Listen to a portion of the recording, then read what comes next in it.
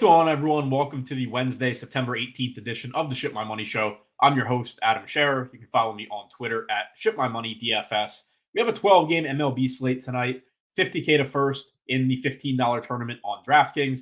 I'm going to walk through what my player exposures would look like if the slate started right now for that tournament. I went through my whole process, separated out 50 lineups. We'll take a look at the player exposures in those. We can look and see if there's anything interesting in the individual lineups as well. No Coors Field today, so we won't have that game pulling all the ownership away, going nuts in the 8th inning and burying everybody who didn't play it. So pretty wide open slate, I think. Ownership should be pretty flat across the board. A lot of teams that look pretty similar to each other. So I think there's going to be a lot of different ways you can go.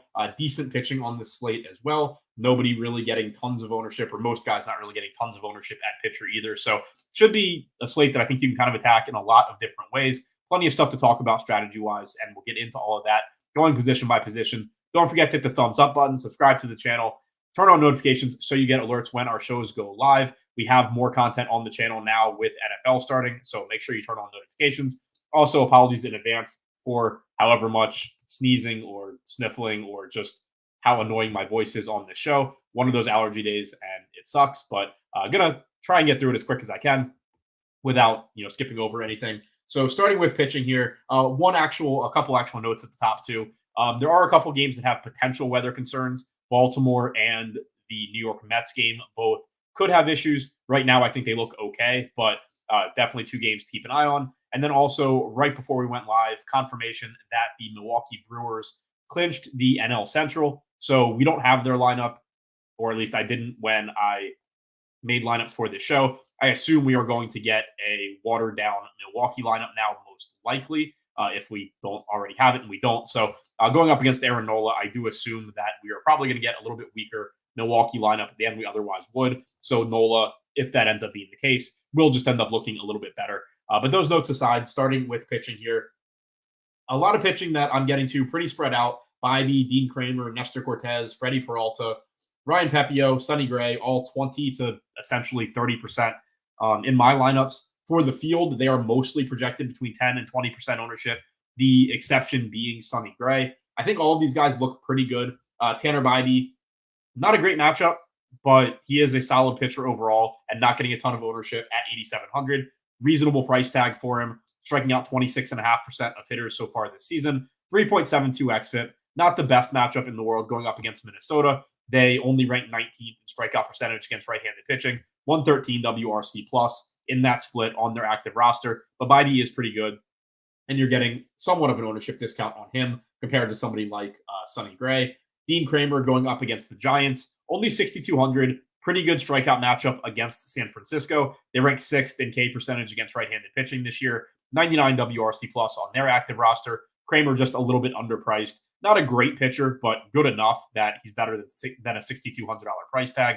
Striking out 22% of hitters, 4.4 xFIP so far this season. Does benefit pitching in Baltimore as well, at least as far as that part goes for limiting right-handed power. Nestor Cortez, only 7,800 in a good strikeout matchup and a great park upgrade in Seattle. So I like him quite a bit. Pretty much 2x the field. Field's coming in at about 13%. I'm getting to about 28. Perfectly fine with that. The Mariners do, have quality hitters in their lineup. They do have some power, but the park mitigates home runs, and Cortez's salary has come down a little bit as well as a result of him briefly moving to the bullpen. Now he's back in the rotation. He is fully stretched out, so I think he looks pretty good. Freddie Peralta, 8,800 against the Phillies. I guess there is some mild concern now that maybe they limit him somewhat, but they weren't really playing for anything anyway. So I think we can mostly treat him the same way that we would have anyway. 8,800, dangerous matchup with the Phillies, but he is a good strikeout pitcher, one of the better strikeout pitchers on the slate. 26.8% K percentage, 4.04 xFIP. I think he looks fine at this price tag and, modest ownership. I wouldn't fault anybody if they did want to downgrade him a little bit since the Brewers just clinched. Maybe he's going to just get 5 innings in and then go party in the clubhouse. But I really, don't know what to do with that information. Obviously, with the starting lineup, we're just going to be told who is playing. With Peralta, I assume he just makes a full start here, but I guess does technically get a little bit riskier. I'm not overly concerned about it though. Ryan Pepiot, dangerous matchup against the Red Sox, but it is a good strikeout matchup. Boston ranks 10th in strikeout percentage against right-handed pitching. They do have a 117 WRC plus. Pepio striking out about 25% of hitters this year, 4.18 xFIP. The game is in Tropicana Field, which is beneficial for him. Park downgrade for the Red Sox offense. I like that we're just not really getting any ownership we're getting some, but we're not getting much ownership coming into Pepio compared to a lot of the other pitchers today. The price tag is cheap. The ownership isn't very high. So all of that looks pretty good. And then Sonny Gray should be the most popular pitcher on the slate, probably 9,400 in a pretty good matchup with the Pirates. He's a very, very good pitcher. Pirates rank 11th in strikeout percentage. They have a 96 WRC plus against right-handed pitching. Gray comes in with a 30.2% K percentage, 2.83 xFIP. Really, really good pitcher in a pretty good spot. Happy to get to him. I'm a little bit below the field right now, but nothing too crazy. Then there's a bit of a drop-off for me. 14% Aaron Nola, pretty much in line with the field. That may go up a little bit once we get a Milwaukee lineup, depending on who is in that lineup. Obviously, when I ran all of this, I had Milwaukee projected to play their normal lineup. Now you might get their bench guys, in which case Nola's projection would come up a bit. 9,100 is reasonable for him. Quintana, right around the field, getting 8% ownership at 6,500. Not a great strikeout matchup against the Nats, but it is a good enough park to pitch in. Quintana is just a completely, basically average pitcher. That's at 6,500. I think he looks okay. I do prefer getting to Kramer, even with Kramer getting more ownership. Dylan Cease, Skubal, Schwellenbach, all good arms that are getting 10 to 15% ownership. Certainly nothing wrong with going to them. They are just getting squeezed out a little bit for me in favor of all of these, 15% owned guys that I'm getting more of. But Dylan Cease is tied with Sonny Gray for the highest strikeout percentage on the slate. He has a very difficult matchup against Houston. The Astros are one of the most difficult teams to strike out. They are 29th in K percentage against right-handed pitching. They have a 115 WRC plus. So if you are going to Cease, you're betting on his talent. But the other nice thing is that, if he had a good matchup, if he had a better matchup, he would be more than, 10, 11% owned. So you are getting an ownership discount there. It's still not really pushing him into a ton of lineups for me, but obviously can't fault anyone for going there. Same kind of thing with Skubal at 10,600. He's very expensive. You're paying a premium for him on a slate that does have other solid pitchers that are significantly less expensive. He has a tough strikeout matchup, both because of the park and the matchup itself. This is a very difficult park to get strikeouts in Kansas City. The Royals offense ranks 19th in strikeout percentage against left-handed pitching on their active roster. Skubal is very, very good. Identical strikeout percentage to Cease and to Gray. 2.86 xFIP is basically the same as Gray, a little bit better than Cease. But again, it's just the matchup for Gray is so much better. And while he is getting more ownership, it's not by a huge margin, especially when you consider how much less expensive he is. You can see here that I have Gray projected for more fantasy points than Cease, more fantasy points than Skubal, at less ownership or at a lower price tag, more ownership, but not a huge difference. 2.5 to 1 against Cease, 2 to 1 more or less against Skubal. To me, it's still worth getting to Gray, but also, as you can see, a little below the field on him too, and just getting to cheaper pitching in general at lower ownership. But nothing wrong with those guys. Same can be said for Schwellenbach. He's been very good this year. He's only 8,400 against the Reds. I think, as weird as it sounds, I'm probably most nervous about not getting to him at 8,400 compared to Cease against the Astros at 9,800 or Skubal against Kansas City at 10,600. Kansas City is a pretty solid matchup. It is a very, very difficult park to pitch in, but Schwellenbach comes in with a 26.5% K percentage, walking less than 5% of hitters, 3.32 xFIP. I think he kind of concerns me a little bit more, where I'm clearly getting to his price range. I'm just not really getting to him, and I'm not entirely sure why, other than we can see that my projection on him isn't particularly high.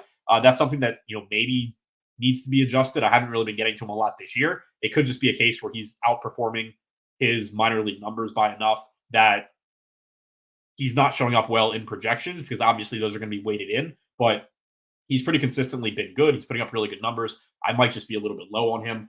So maybe I increase that projection a little bit, get to a little bit more. But either way, I think he's perfectly fine at 8,400. Jake said, any love for Tanner Houck in a good strikeout matchup? I don't really have any. He's not in any of the 50 lineups I'd be playing right now. It is a good strikeout matchup. It is a park upgrade for him. So that stuff, does look fine. He comes into the game, 21.1% K percentage, 3.56 xFIP. He's not somebody that I would try and talk you off of, but he's also just not somebody that I'm personally getting to. I can see where I have him projected right now. I have him at 16 DraftKings points, 5% ownership at 8,100. So I think he's perfectly fine. Just not one of my guys, I guess. But that projection isn't, very far off these other pitchers. It's actually a little bit ahead of Schwellenbach. The ownership isn't there. So makes sense as a tournament play, even though it's not one that I'm personally getting to. Certainly don't think there's anything wrong with it in a good strikeout matchup against Tampa Bay. Looking at the stacks that I'm getting to the most, pretty flat here. The Dodgers showing up the most for me. Obviously going to be happy with that.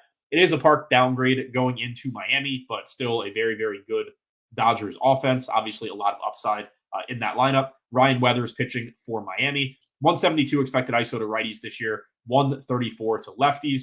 Clearly, if you're going to the Dodgers, you prefer getting to the expensive bats at the top, which can make them relatively difficult to stack. But we do have enough mid-range pitching on this slate that I don't think it's going to be that difficult.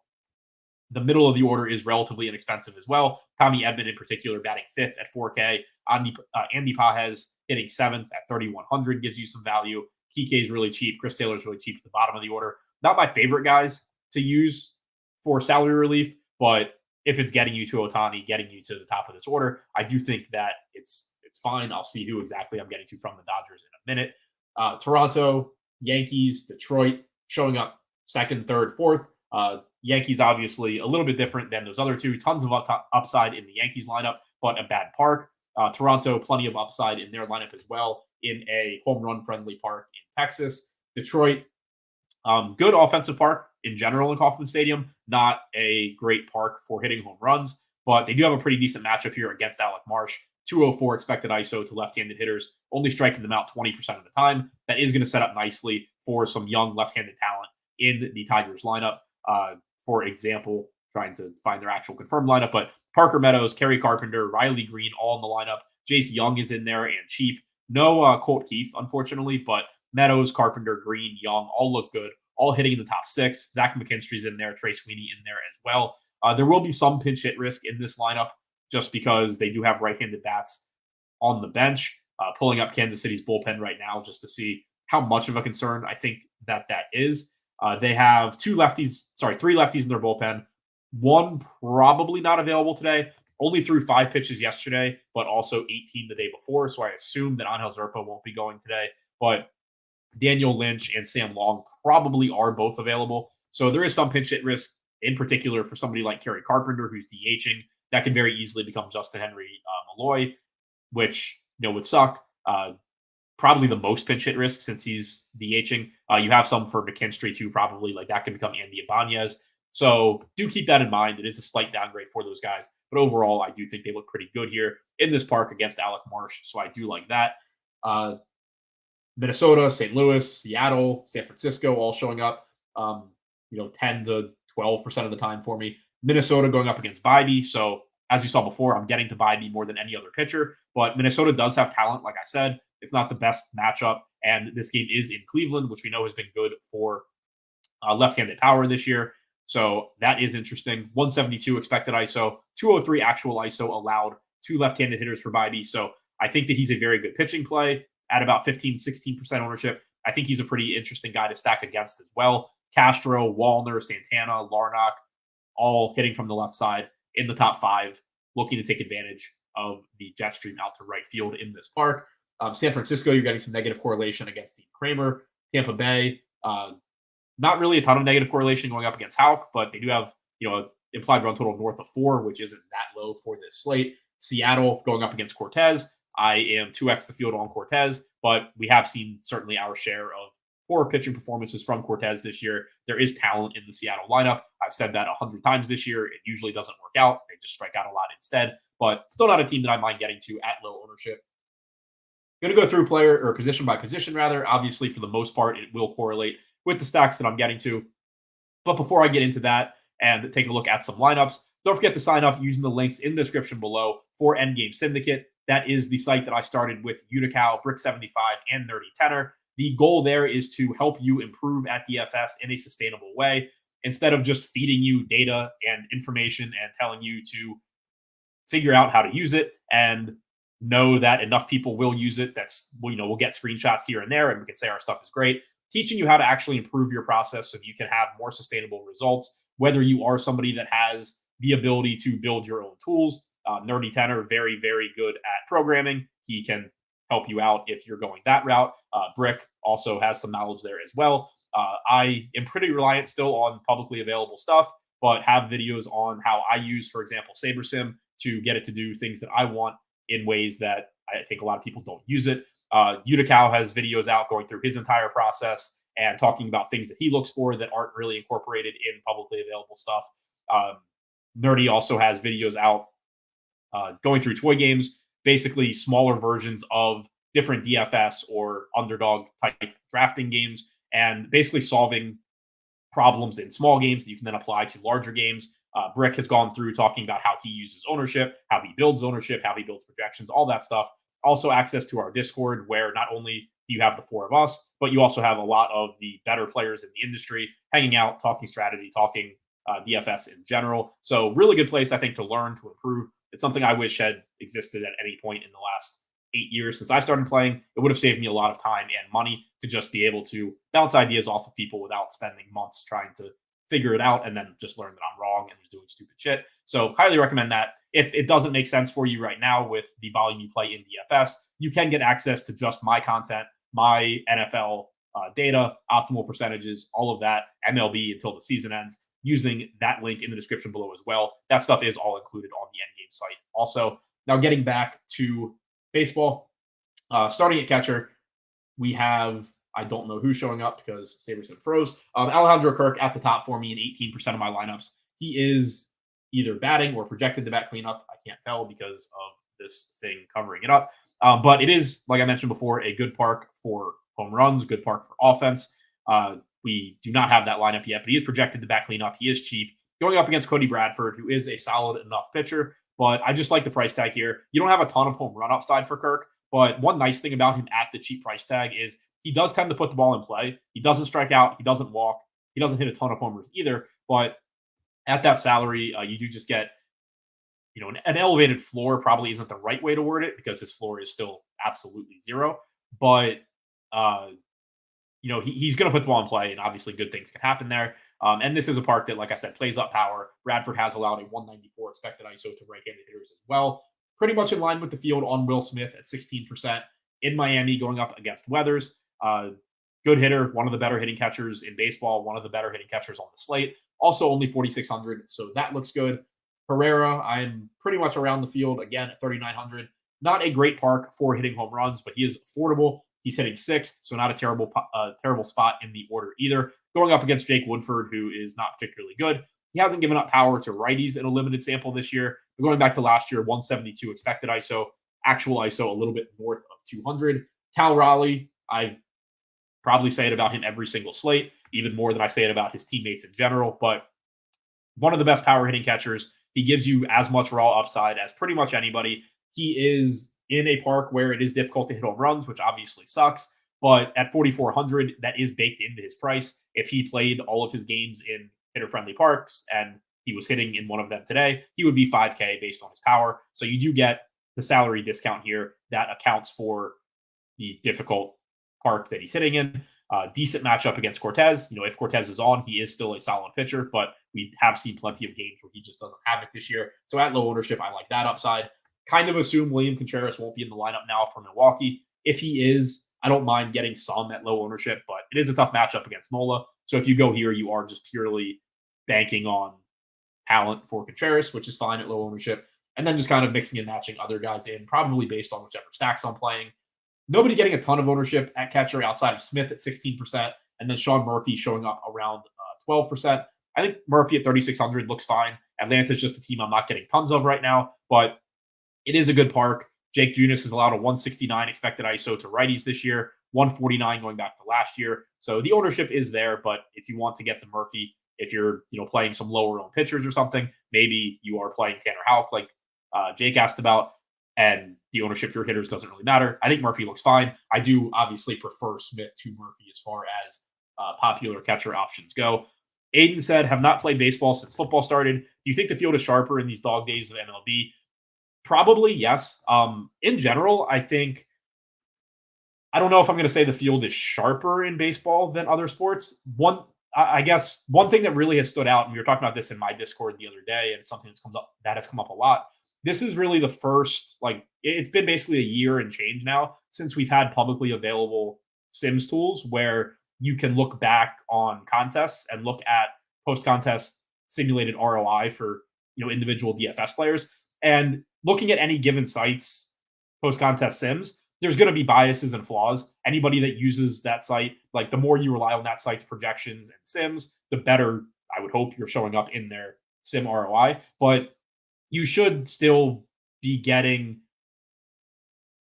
roughly correct simulated ROIs for the top players in those given sites, whether you're using SaberSim or Stochastic or whatever else.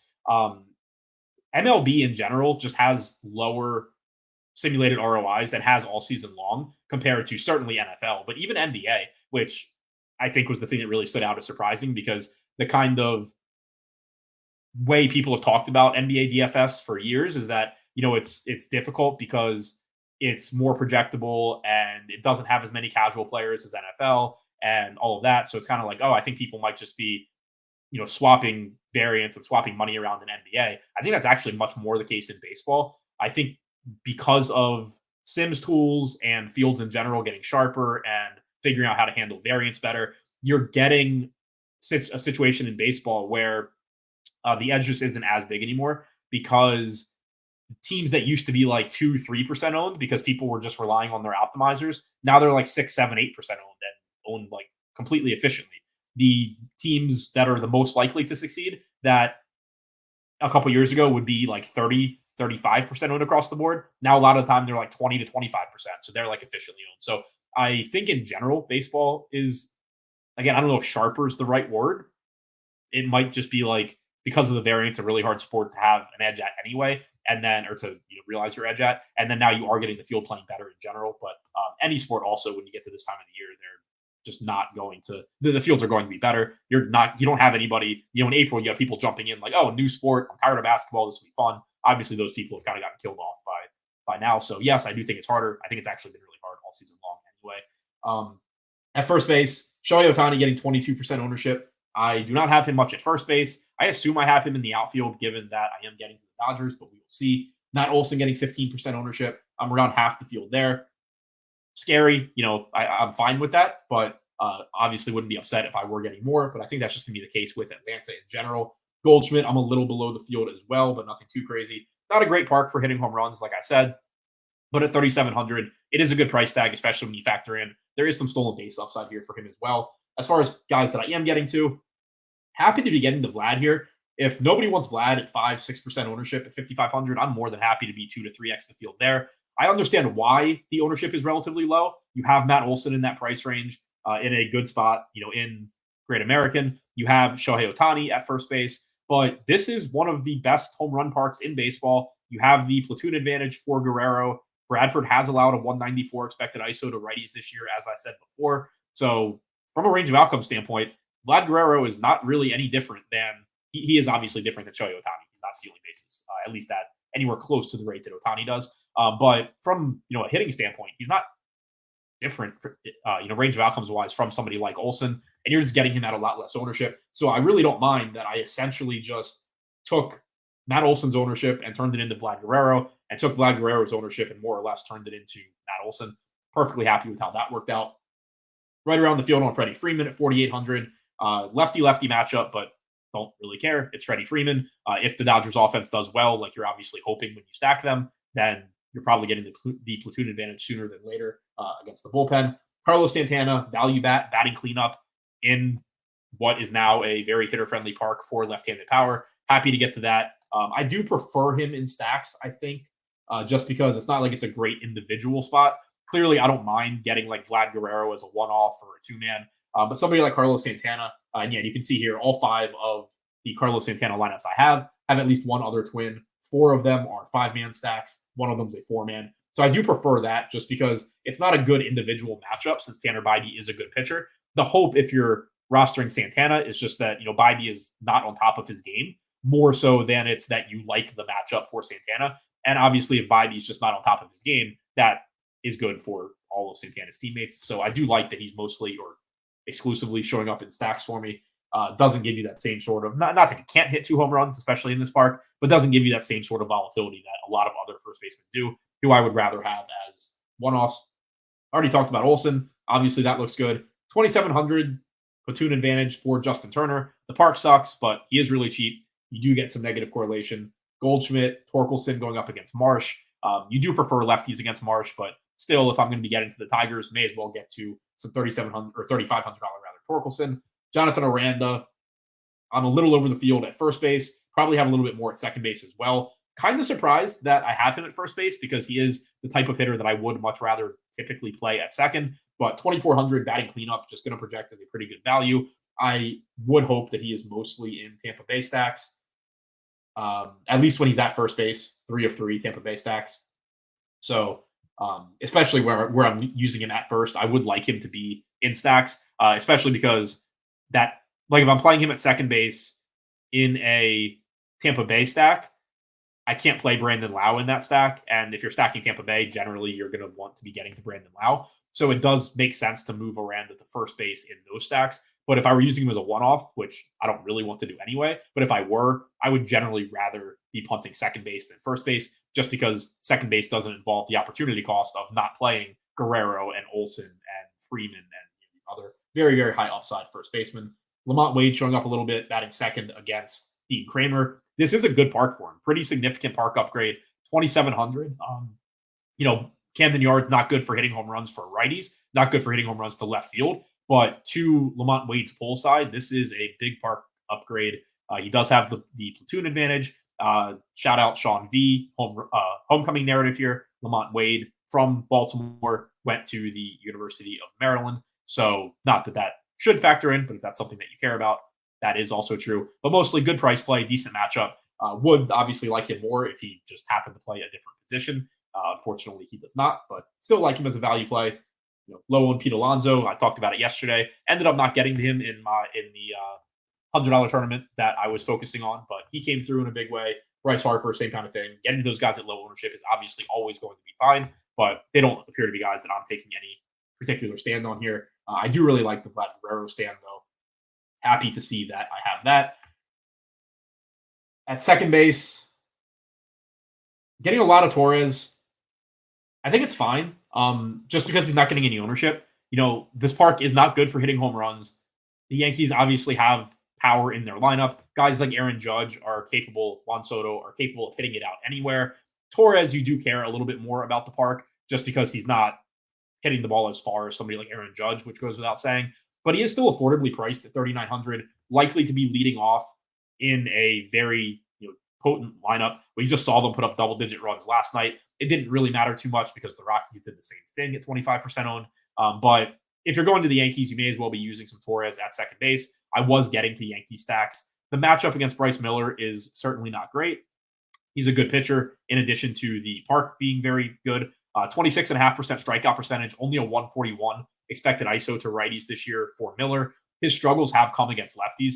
22% K percentage, 226 expected ISO. Obviously, that does not do any good for Torres, but it is something to keep in mind for some of the left-handed Yankees bats. But either way, I would expect this is probably mostly in Yankee stacks. 87.5% of my Torres lineups have at least one other Yankee. So I think you are seeing some 3-man stacks, Torres plus 2 other guys, 4-mans, 5-mans. He's not somebody, he does give you enough upside that he's not the kind of guy that I wouldn't play as a one-off, as you can see, but I would still prefer him being with the Yankees just because, a lot of his value in this park especially is going to come from the Yankees offensively overall having a good game. But he is affordable. Brendan Donovan, a little below the field at second base. If I have pretty much any in the outfield, that'll get me back even with the field. Batting fifth, second base outfield eligible, 3K flat in a good matchup. Hard not to like him, especially in Cardinal stacks, but either way, with second base not being the strongest position, he does look pretty good as well. And then just getting, mixing and matching guys, probably mostly in stacks. Brandon Lau. So I did misspeak earlier. You can play him at first base too. So whether he's at first or Aranda's at first in your stack, it doesn't matter, obviously. But Brandon Lau, 6% of my lineups. Altuve and 6% at low ownership against Cease. Jonathan India, low ownership against Schwellenbach. These are obviously all very high upside bats / stolen base threats that are in tough matchups, which drives their ownership down. that doesn't affect their ceiling. A tough matchup doesn't affect what a player of these guys' skill sets can do in a good game. It affects how often they're going to have a good game. So a little bit of a distinction there, to always keep in mind.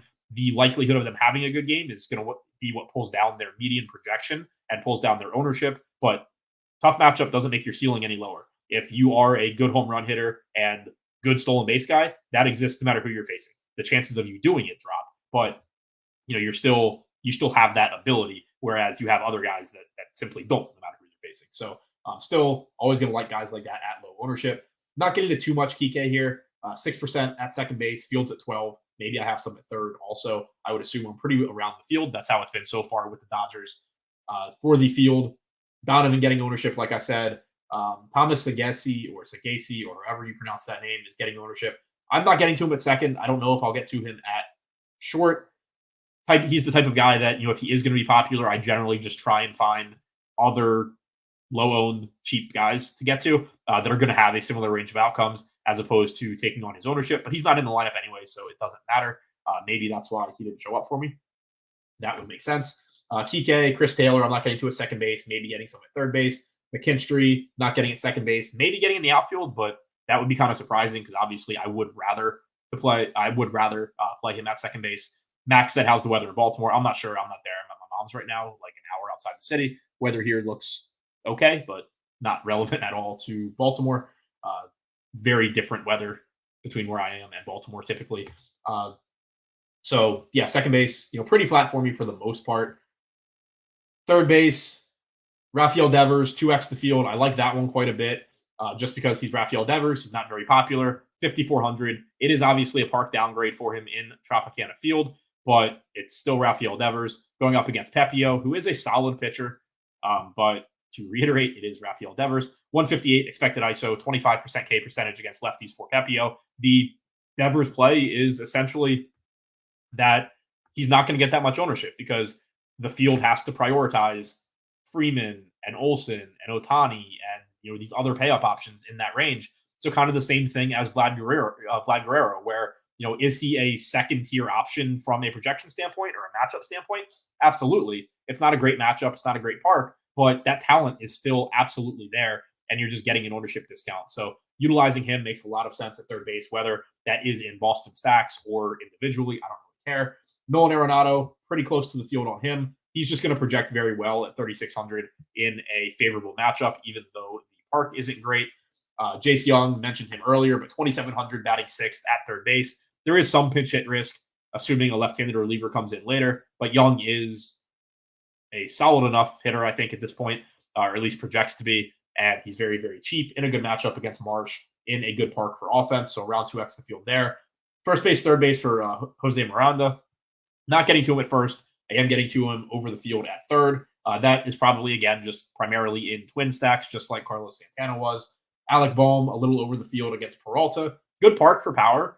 We have seen Peralta struggle at times this year. It feels like he has struggled in every single start that I've used him, but obviously that isn't the case based on his overall numbers. But, it is a good park. Maybe you do get like the weaker part of the Brewers bullpen because of them clinching.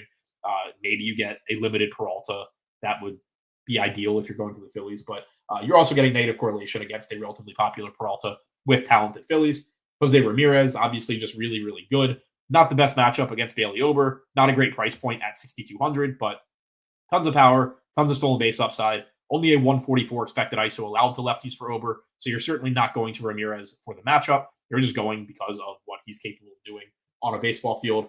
Ownership-wise, Arenado getting the most at third base. Kike getting 12%. So in the aggregate, I am a little bit below the field on Kike. And I've said that before. Like, I generally don't get to Dodger stacks a lot because their lineup is weird where the guys I want to get to are generally really expensive. And then the guys that are cheap end up being popular because people are using them to get to the guys at the top.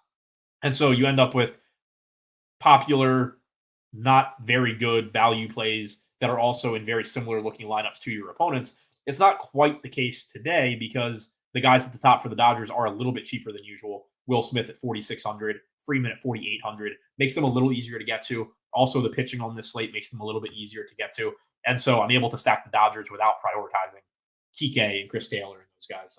see here. Not much Chris Taylor at third base either. So, if those guys come through, I'm not going to be able to compete with those Dodger stacks that have them. But if those guys have mediocre games, I'm going to be in a good position where I have the Dodgers that I wanted. I didn't use this value. I used some other value elsewhere. And I am just leapfrogging the Dodger stacks that used the punts from the Dodgers, which is obviously a good place to be. At shortstop, again, not the best position these days, but it is a little bit better on this slate than usual. You do have Ellie De La Cruz, who hasn't been on a slate in a while. You have Gunnar Henderson on the slate. You do not have CJ. Oh, you do have CJ Abrams also. He returned to the lineup yesterday. So, no Corey Seager, obviously, out for the year.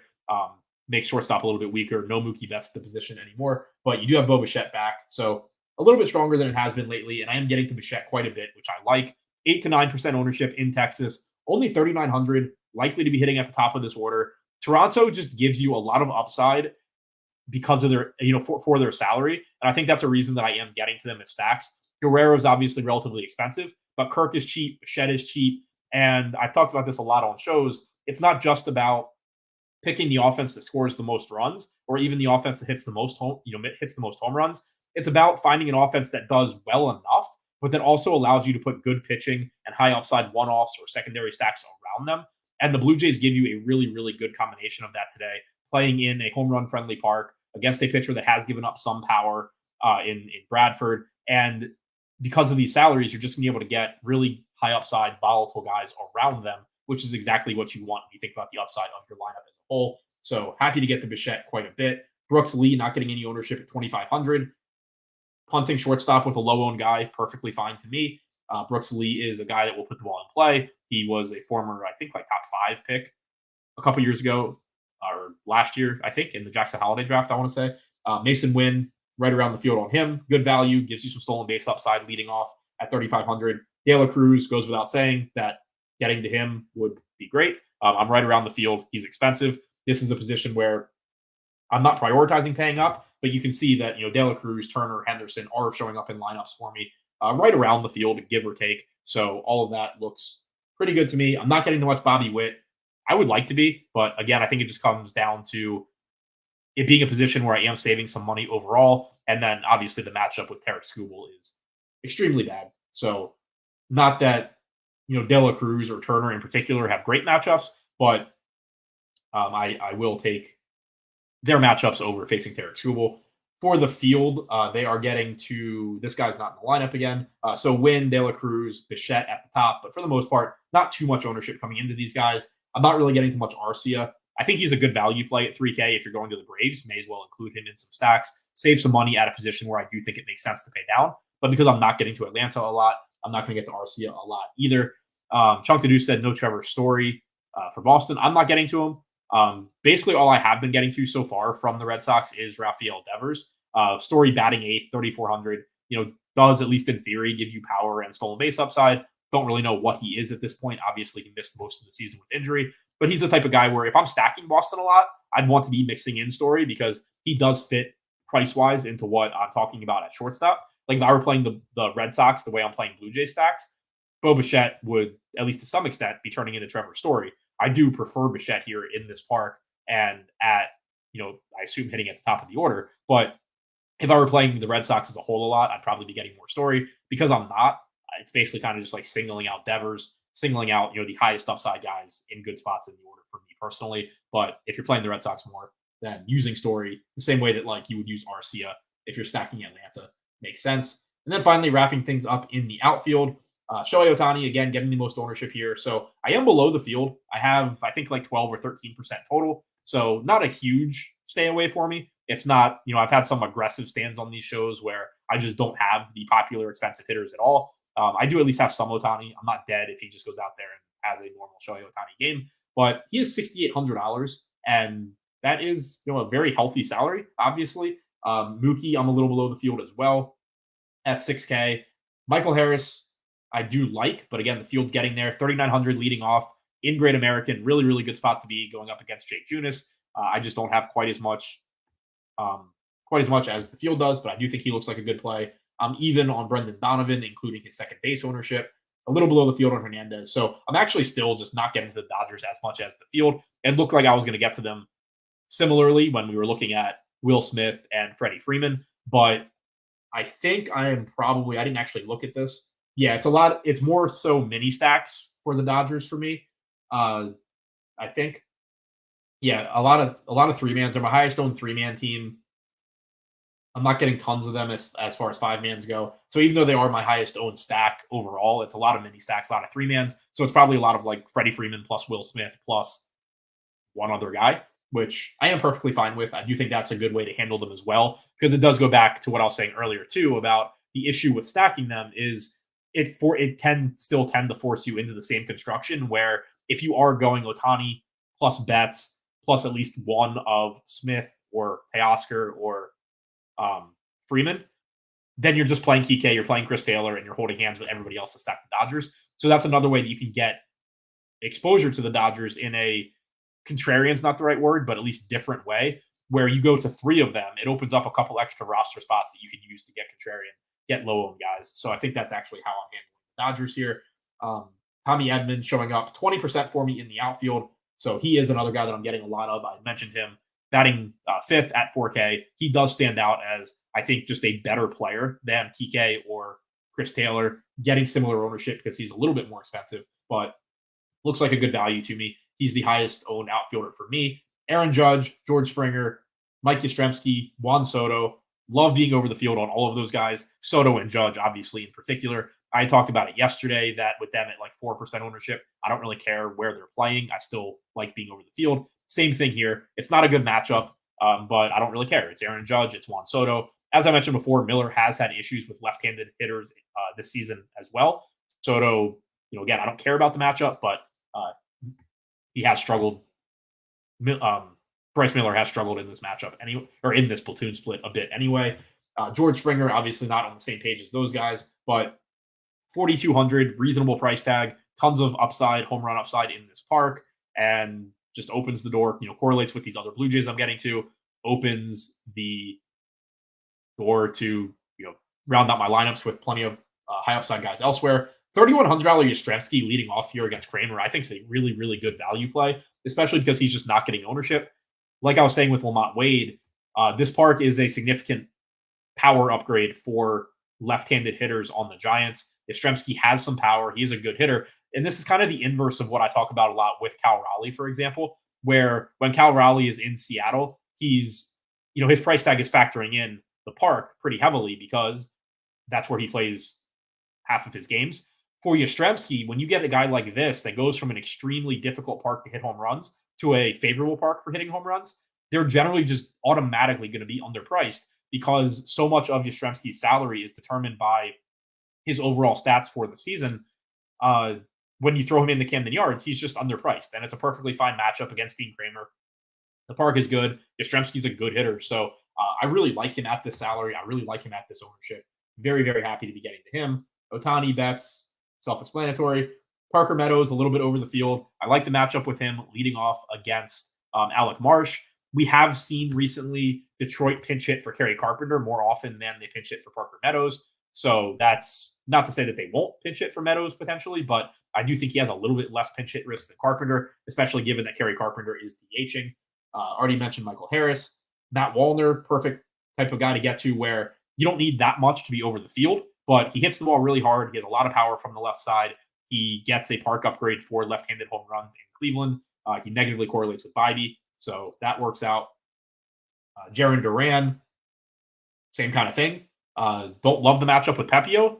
Don't love the $5,800 price tag, but it's just not hard to envision a slate where Jarren Duran helps you win it, regardless of who he's facing, because of the amount of power and stolen base upside that he has. Same kind of stuff for Stanton, Yordan Alvarez, Castellanos. I really like the way that I'm handling the outfield here. Probably not that I disliked the way I was handling other positions, but I think I'm most excited about looking at my outfield plays just because I have studs pretty much throughout at low ownership. And so, yeah, I'm giving up some Mookie Betts, some Shohei Ohtani, some Michael Harris. I think those guys are all very good plays.